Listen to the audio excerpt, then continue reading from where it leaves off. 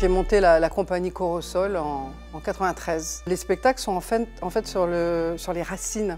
Soit les racines culturelles ou les racines environnementales. Il y a environ une dizaine d'intermittents. On est tous comédiens, avec certains d'entre nous sont musiciens, avec une appétence, un goût pour le clown, le théâtre de clown. On travaille vraiment en direction du tout public. Parce que ce qu'on essaie de faire, c'est qu'il y ait plusieurs niveaux de lecture en fait, dans nos spectacles. Les spectacles sont assez corporels, les personnages sont assez incarnés. Il y a la musique, il y a du théâtre, il y a toujours un fil conducteur pour l'enfant, par exemple, pour pouvoir suivre. Et parmi nos aînés, la thématique environnementale, par exemple. Donc on a plusieurs lignes de lecture qui fait que tout le monde peut suivre. La première motivation, ça a été un solo de clown. Personnellement, j'ai trouvé qu'il y avait une grande liberté à travers le clown. À l'époque, c'est clown avec le nez.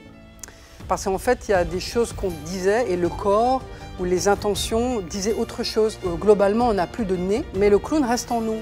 C'est-à-dire que voilà, c'est aussi un super outil pour pouvoir exprimer en fait toutes les contradictions qu'on a, en particulier quand ça touche aussi tous ces thèmes environnementaux. Donc de fil en aiguille, en fait, on navigue quand même beaucoup sur ces thématiques-là et dans les semaines environnementales en particulier, donc la CERD, la Semaine Développement Durable. On a créé un spectacle, le dernier, en mars 2021, qui s'appelle Au Label Verte.